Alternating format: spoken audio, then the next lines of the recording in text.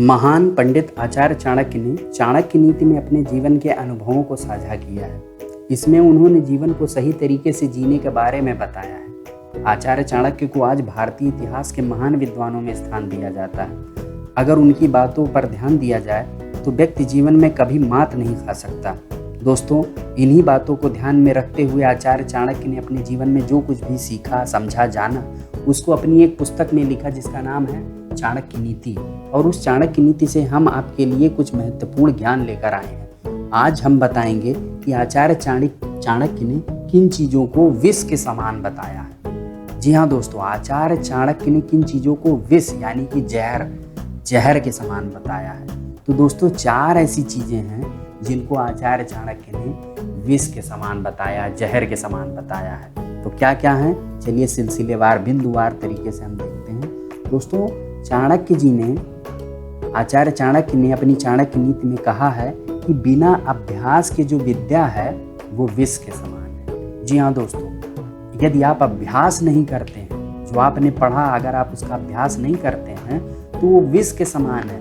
वो एक तरीके से जहर है। आप कहीं भी बोलेंगे तो गलत ही बोलेंगे, सही नहीं बोलेंगे, क्योंकि आपने अभ्यास नहीं किया। अभ्यास नहीं किया तो आपको याद नहीं रहेगा, याद नहीं रहेगा तो कुछ भी एंट बोल देंगे। तो इसलिए जो विद्या है उसमें लगातार अभ्यास होना चाहिए। अभ्यास होगा तो वैसे ही होगा जैसे नदी बह रही है, और यदि अभ्यास नहीं करेंगे तो उसकी स्थिति वही हो जाएगी जैसे कि एक तालाब का पानी जो सड़ता रहेगा, उसमें मक्खी मच्छर पनपेंगे। तो आचार्य चाणक्य यही कहते हैं कि बिना अभ्यास के विद्या विष के समान है। इसलिए दोस्तों, ये बात आप गांठ बांध लें कि यदि आप पढ़ रहे हैं, स्टूडेंट हैं, शिक्षित हो रहे हैं, तो जो पढ़ रहे हैं उसका लगातार अभ्यास करते रहिए, लगातार अभ्यास करते रहिए। ठीक है। दूसरी जो चीज़ आचार्य चाणक्य ने अपनी चाणक्य नीति में बताई है कि वो विष के समान है, वो है बिना पाचन के भोजन।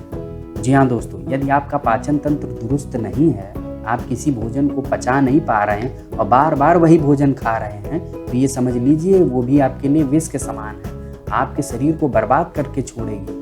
जैसे बहुत से लोग हैं वो नॉनवेज खाते हैं, लेकिन वो जानते हैं कि उनके शरीर की स्थिति वैसी नहीं है कि वो उस नॉनवेज को पचा पाएँ, फिर भी रोज का रोज वही खाए जा रहे हैं। तो ये मान के चलिए कि वो भोजन उनके शरीर को बर्बाद कर देगा, उनके शरीर में तरह तरह की बीमारियां पनपा देगा।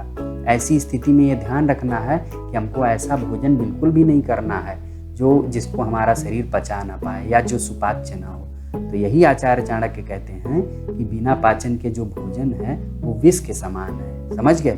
जो तीसरी चीज महत्वपूर्ण बताई गई है आचार्य चाणक्य द्वारा अपनी पुस्तक चाणक्य नीति में, वो ये बताई है कि दरिद्र के लिए स्वजन की सभा विष के समान है। दरिद्र व्यक्ति जो है, यदि उसके मुहारे पर, उसके दुआरे पर, उसके घर में उसके रिश्तेदार, उसके नातेदार, उसके आसपास पड़ोसी सब इकट्ठा हो जाएं, भीड़ लगा लें, तो उसके लिए बड़ी समस्या हो जाएगी। वो कैसे उनके चाय पानी का बंदोबस्त कर पाएगा। तो उसके लिए तो उसके जो स्वजन की सभा है वो तो एक तरह से विष के समान हो गई, क्योंकि वो तो दरिद्र है।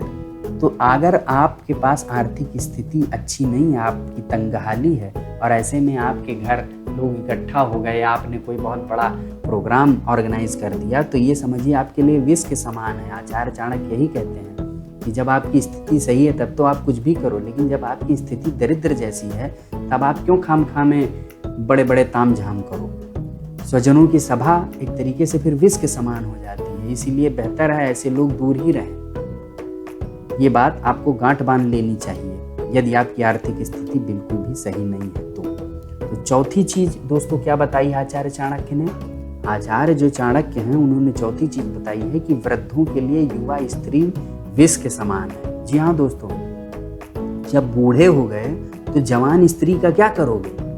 आपके तो किसी काम की नहीं, और यदि आपके जीवन में वो आ भी गई तो आपके लिए संकट ही है।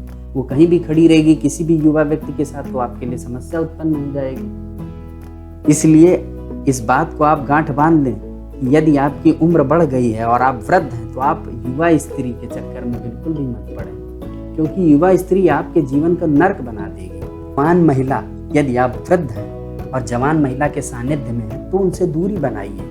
आप अपने जीवन में, आप मान लिया बूढ़े हैं और आपने किसी जवान से विवाह कर लिया, किसी युवा लड़की से विवाह कर लिया और वो बहुत सुंदर है, तो ये आपके लिए सरदर्दी है एक तरह से। इसलिए ये समझिए कि ये चारों चीज़ें जो हमने बताई हैं आचार्य चाणक्य की चाणक्य नीति से इतनी महत्वपूर्ण हैं, इनको आप अपने जीवन में उतार लीजिए कि बिना अभ्यास के विद्या, बिना पाचन के भोजन, और दरिद्र के लिए स्वजन, और वृद्धों के लिए युवा स्त्री, ये चारों चीज़ें विष के समान हैं। इसलिए आप इस बात को गांठ बांध लीजिए और अपने जीवन में उतारिए।